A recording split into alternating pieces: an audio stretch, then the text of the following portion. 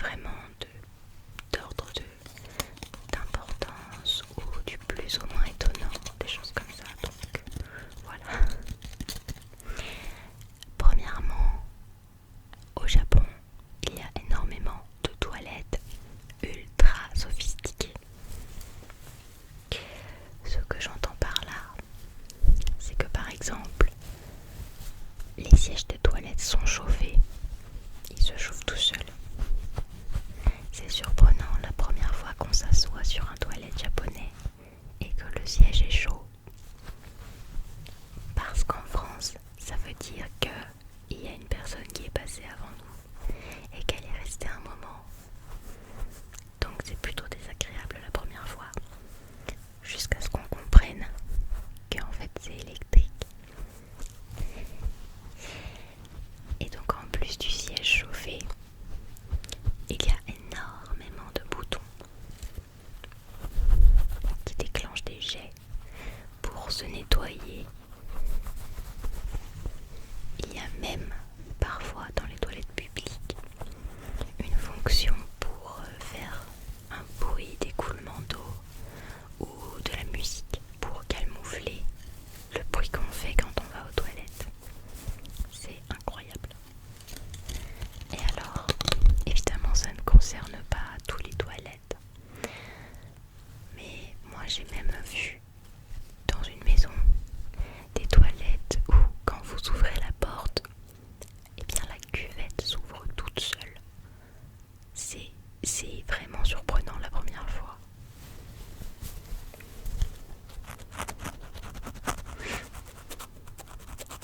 D'ailleurs, en parlant de toilettes au Japon, il y en a absolument partout.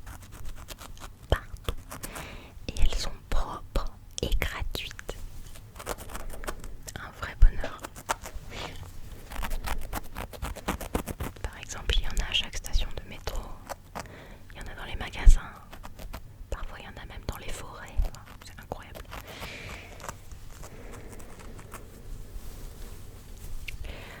Deuxièmement, alors ça c'est quelque chose que vous ne pouvez pas rater. La première fois que vous mettez les pieds au Japon, c'est impossible. C'est qu'il y a beaucoup de gens qui portent des masques hygiéniques sur la bouche. Donc ça peut être pour plusieurs raisons. Mais je pense que principalement, c'est des personnes qui sont malades et qui veulent éviter de contaminer les autres quand elles prennent les transports en commun par exemple. D'ailleurs, j'ai moi-même porté un masque pendant 3 jours. C'est vrai que c'est pas très confortable. Mais bon, peut-être qu'en France on devrait aussi porter ce genre de masque pour éviter de répandre les épidémies du style rhume, etc.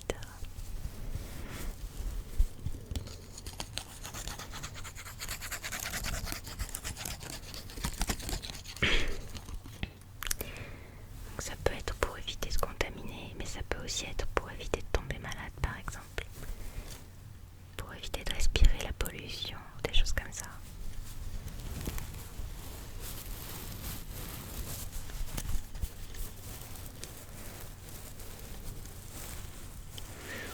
Troisièmement, alors ça rejoint un des autres points, même plusieurs des autres points que je dirai après. Mais en fait, il y a énormément de gens qui me disent Nihongo Jōzu desu ne.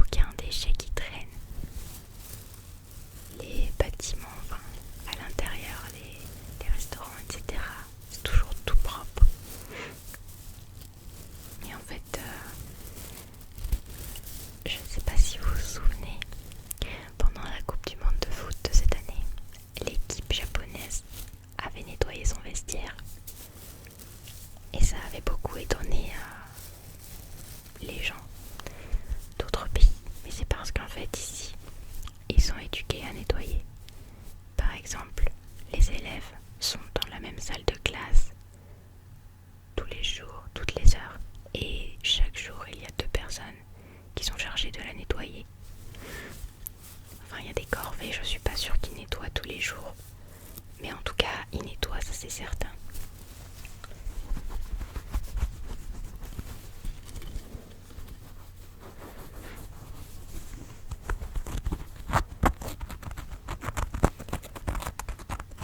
Petit 5. Au Japon, la discipline est extrêmement importante. Qu'est-ce que j'entends par discipline? Par exemple, quand on veut monter dans un train ou dans un métro, on fait la queue. Et surtout, on ne double pas dans la queue. Et de façon générale, personne ne traverse un passage piéton au feu rouge. Quasiment jamais, je crois jamais vu un japonais traverser au feu rouge. C'est assez rigolo parce qu'en France, il suffit de regarder à droite, à gauche, et s'il n'y a pas de voiture, on traverse. Mais au Japon, c'est pas du tout comme ça. Et même quand le feu voiture est passé au rouge, tout le monde attend en fait que le feu piéton passe au vert. Même une demi-seconde en avant, on ne traverse pas au rouge.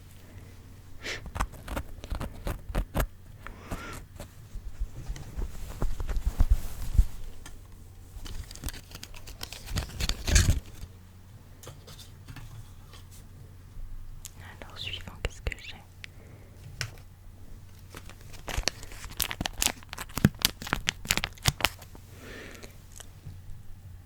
Petit 6. Ça, je pense que c'est assez connu à l'étranger.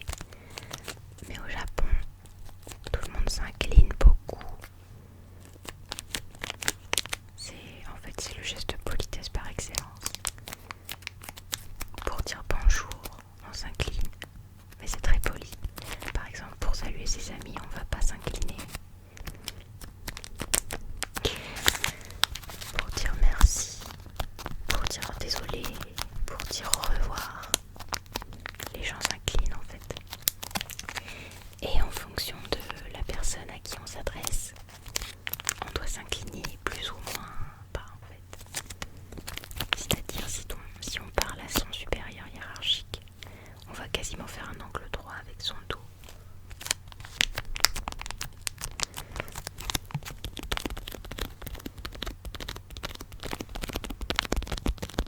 Est-ce que ça vous plaît ce bruit? Moi je trouve ça vraiment agréable.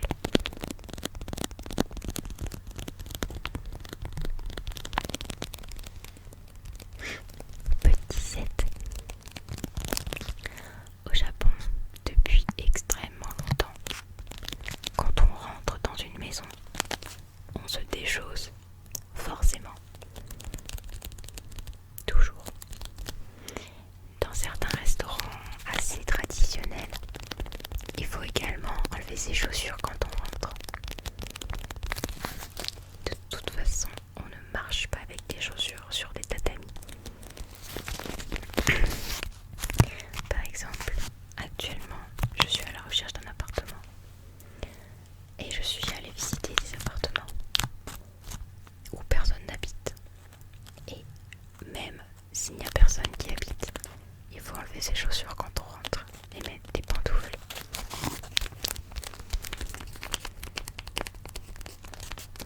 Et les Japonais sont extrêmement intransigeants sur ça. C'est un manque de respect total de ne pas se déchausser quand on rentre quelque part.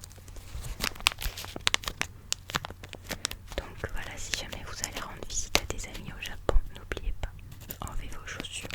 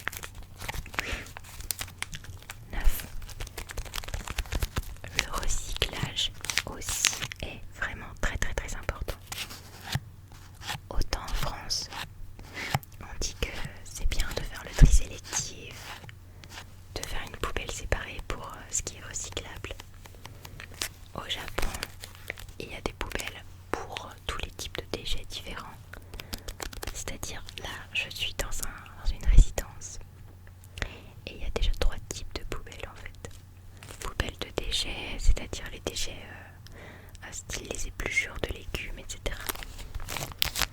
Il y a une poubelle pour les canettes et les bouteilles en plastique, mais parfois elles sont séparées. Et il y a une bouteille pour le plastique, c'est-à-dire les emballages.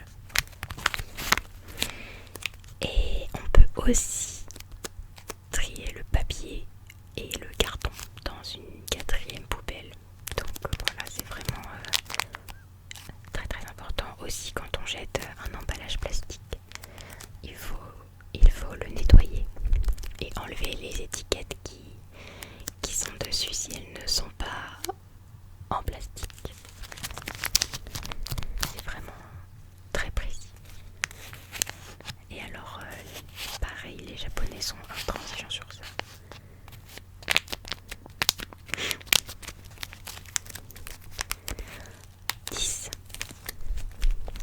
Au Japon, il y a des distributeurs de boissons dans les rues. Ça s'appelle des Jito Hanbai. Il y en a absolument partout. C'est comme les toilettes. Il y en a même plus que les toilettes, je pense. Et ça coûte environ 100 à 150 yens. 100 yens, ça fait à peu près 70 centimes d'euros. Et ils vendent à peu près n'importe quoi. Genre de l'eau, du soda, du café. Et en hiver, les distributeurs proposent aussi des canettes de boissons chaudes. C'est tellement bien quand il fait froid.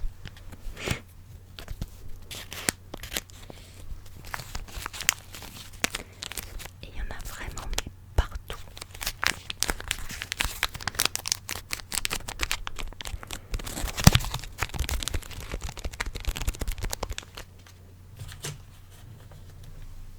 Alors après j'ai ça. Alors oui.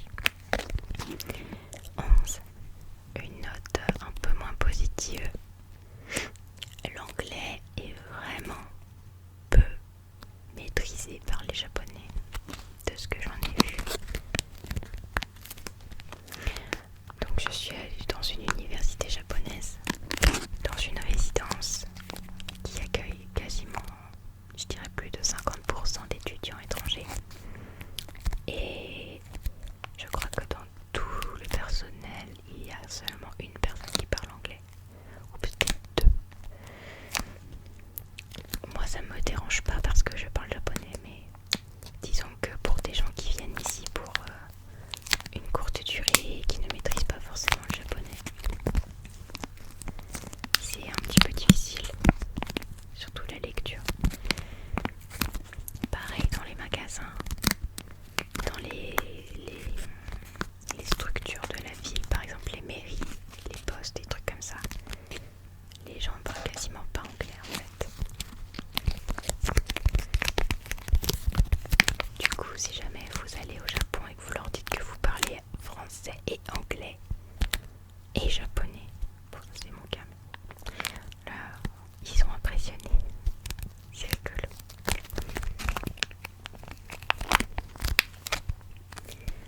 Alors, 12.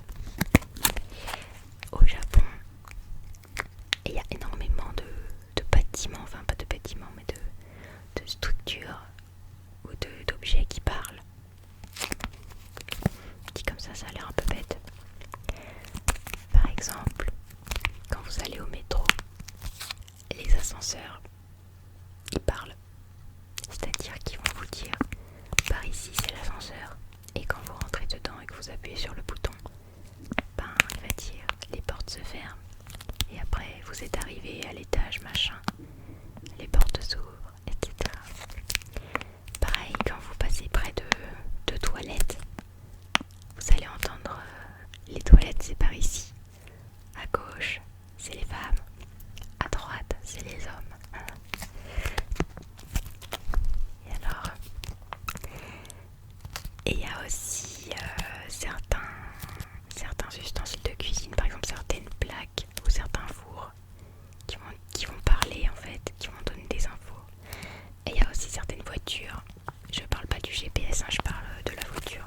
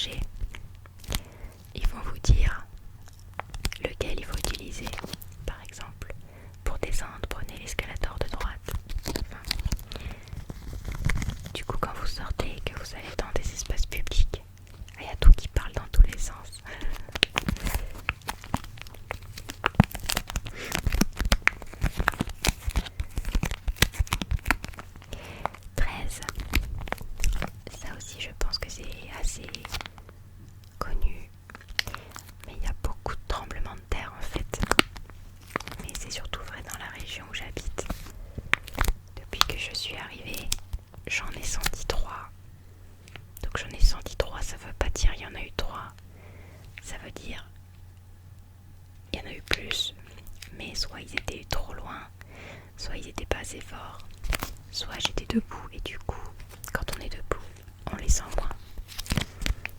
Mais par exemple, je crois que c'était en octobre, à un moment, j'étais couchée, il était environ 3h du matin. Et dans mon rêve, j'ai commencé à me faire secouer par quelqu'un, comme si quelqu'un me prenait par les épaules et faisait ça. Et je me suis dit, waouh, c'est pas agréable. Et je me suis réveillée, j'ai ouvert les yeux. Et en fait, ça tremblait vraiment. C'est vrai que c'est vachement surprenant la première fois quand même.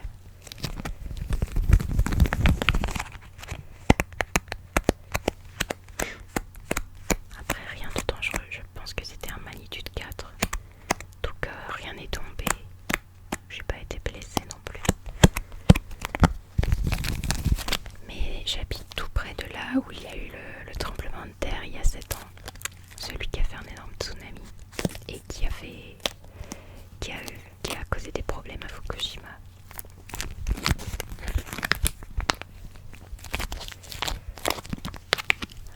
14. Ça c'est quelque chose que j'ai constaté moi-même quand je suis arrivée cette année, parce que j'ai eu besoin de faire des courses pour me faire à manger, etc. Mais contrairement à ce qu'on pourrait penser, le riz, ça coûte vraiment cher. Ça coûte même plus cher qu'en France, je crois. Instinctivement, on pourrait penser que, comme c'est la nourriture de base des gens ici, ça serait pas trop cher. Bah en fait, si. Par exemple, enfin peut-être que j'ai eu du mal à trouver des bons endroits pour faire mes courses. Mais le riz que j'achète, je le prends par paquet de 2 kilos et ça me coûte environ 800 yens sans taxe.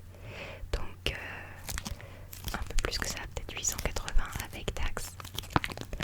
Ça fait quand même... bon, je suis pas très bonne pour le calcul mental, mais ça doit faire 6,50 € à peu près. Et mine de rien, ça se mange assez vite.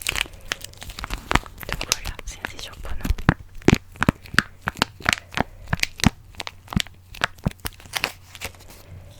Numéro 15.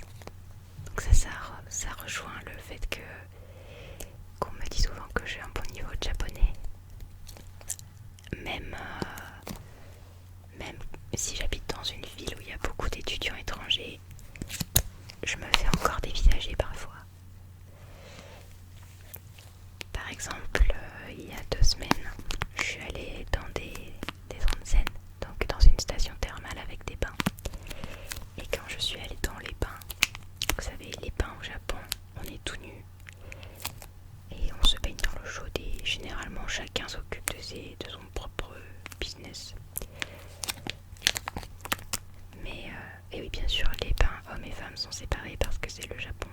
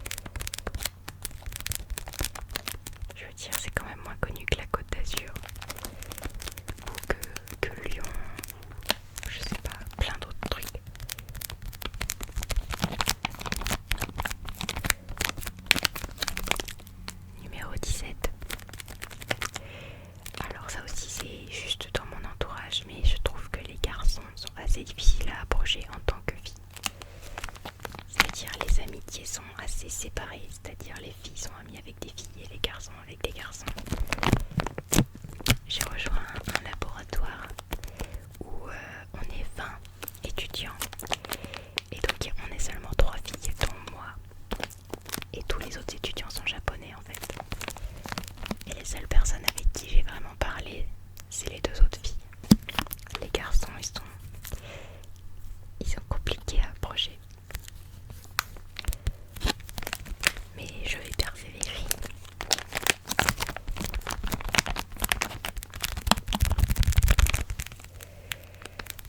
« 18. Comme je l'ai dit plus tôt, je suis à la recherche d'un appartement. Et donc maintenant je suis familiarisée avec toutes les procédures qu'il y a à faire et tout. Et notamment au Japon, quand on emménage, il y a, disons, une bonne partie des logements où on doit donner au propriétaire un reikin. En fait, c'est de l'argent qu'on donne, mais on ne le rend pas. En fait, c'est pas comme une garantie. Et apparemment, ça vient de la période post-Seconde Guerre mondiale, où c'était tellement compliqué de trouver un appart à louer que quand on avait trouvé, on donnait de l'argent au propriétaire pour lui dire merci beaucoup. Mais c'est une vieille tradition qui est restée. Et sauf qu'en fait, parfois ça va jusqu'à 2 mois de loyer. C'est énorme.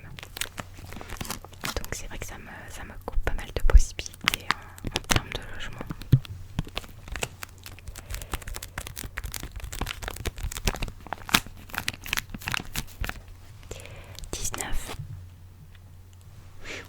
Donc ça rejoint encore tout ce que j'ai dit sur le fait de dévisager. Mais il y a beaucoup de personnes, en général c'est des personnes âgées, donc plus de 60 ans, qui sont vraiment pas habitués à voir des gens qui ont un faciès clairement pas asiatique. Donc avoir des étrangers, soit des blancs, soit des noirs, soit des arabes, etc. Et je pense qu'en fait les étrangers leur font peur. Donc parfois ils ont des réactions un peu irrationnelles, genre ils nous évitent dans la rue. Ça m'est déjà arrivé. Après c'est parce que je suis assez grande aussi, donc peut-être que ça peut faire peur. Mais je vous rassure, je n'ai jamais agressé personne. Et je n'agresserai sûrement jamais personne. Mais bon, j'espère que ce genre de mentalité va évoluer pour que le Japon puisse s'ouvrir plus à l'international, parce que c'est vraiment un beau pays.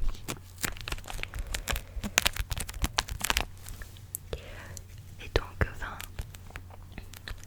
dans les magasins, il y a énormément de sacs plastiques en fait.